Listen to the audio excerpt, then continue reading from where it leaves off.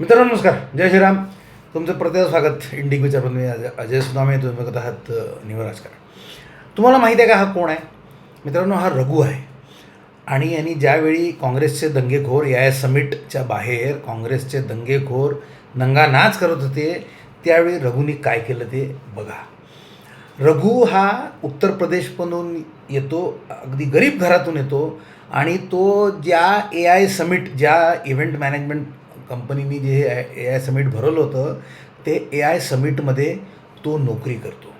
त्यांनी काय केलं ते परत एकदा दाखवतो आणि आपण या रघुबद्दल पुढे परत बोलू. कारण हा रघु अतिशय मित्रांनो महत्त्वाचा मनुष्य आहे. ते आधी असे का झाले, रघुला हे का करावे लागले हे बघूया. असं बघा, राहुल गांधी देशामध्ये दंगे करून अराजक माजवण्याच्या प्रयत्नात आहेत का, हा प्रश्नसुद्धा आता हास्यास्पद झाला आहे. परवा जो प्रकार AI समिटमध्ये घडला, काँग्रेसच्या नंग्या कार्यकर्त्यांनी जो दंगा केला, तो बघता काहीही शंका उरत नाही की राहुल गांधींना देशाचे विभाजन झाले तरी चालणार आहे. आणि का नाही? मागच्या वेळी जेव्हा देशाचे विभाजन झाले होते, त्यावेळी त्यांचे पणजोबा जवाहरलाल नेहरू देशाचे प्रधानमंत्री झाले होते आणि तब्बल 17 वर्ष तेच देशाचे प्रधानमंत्री होते. त्यानंतर जवळजवळ तेवढीच वर्ष, 10-12 वर्ष त्यांची आजी श्रीमती इंदिरा गांधी देशाच्या सर्वोच्च पदी विराजमान होत्या. त्यामुळे राहुल गांधी देशामध्ये अराजक माजवण्याचा विचार करत असतील तर त्यांची चूक नाही. सत्ता हस्तगत करण्याकरता गांधी कुटुंबीय काहीही करू शकतात. आणि मला वाटतं मी म्हटलं तसं, चूक राहुल गांधींची नाही, चूक मोदी सरकारची आहे आणि तुमची आमची आहे. आपण ज्यांनी नरेंद्र मोदींना निवडून दिलं आहे, ते मोदींना एक परवानगी द्यायला तयार नाहीत. या असल्या वागण्याचा बिमोड करण्याची परवानगी अजूनही पब्लिक मोदींना देत नाही असं मला वाटतं.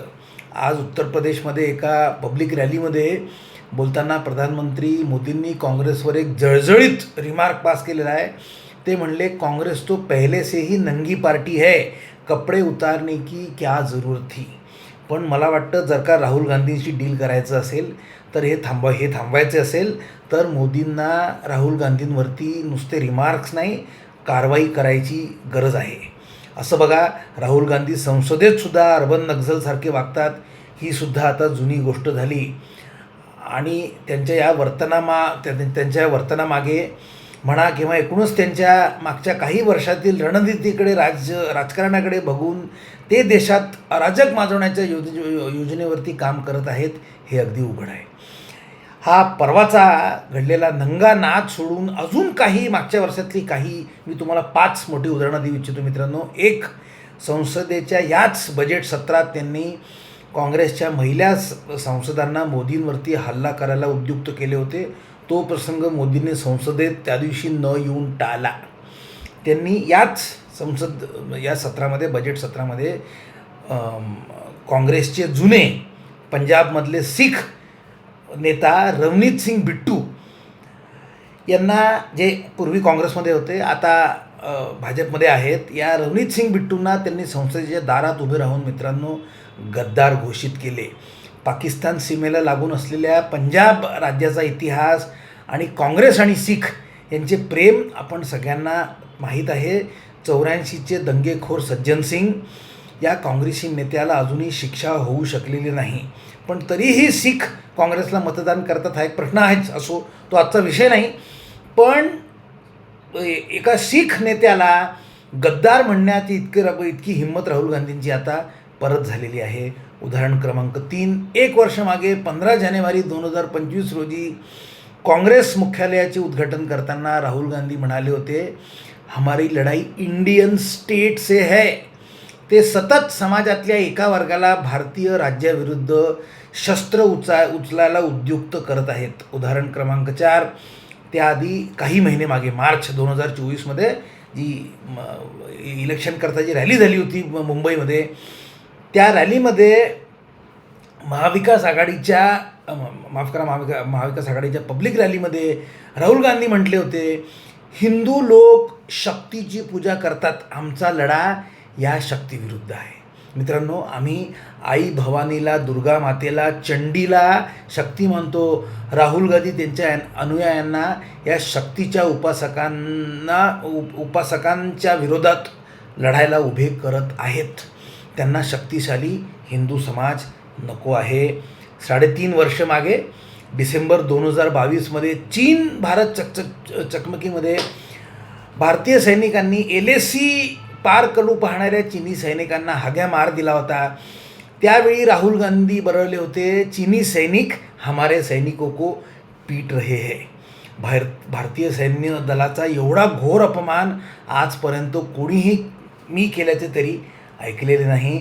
या सगळ्याच्या जोडीला तुम्ही CA विरुद्ध झालेल्या दंगली आणि चक्काजाम, कृषी कायद्यांविरुद्ध दंगली आणि दिल्लीच्या सीमेवरती तयार केलेला चक्काजाम, भगवा आतंकवाद, 26/11चे बॉम्बब्लास्ट ही RSSचे कारस्थान आहे असे पुस्तक छापणे इत्यादी गोष्टींची यादी करायला घेतली तर मित्रांनो दिवस संपून जाईल. त्यामुळे ते न करता आता AI समिट समोर केलेला नंगानाच आणि 5 वर्ष मागे CA विरुद्धचे दंगे या दोघांमधील साम्य मी तुमच्यासमोर आणू इच्छितो. असं बघा, CA हा कायदा डिसेंबर 2019मध्ये पास झाला आणि जानेवारी 2020मध्ये नोटिफाय झाला.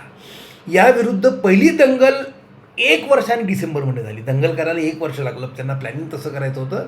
दंगल करायला पहिली दंगल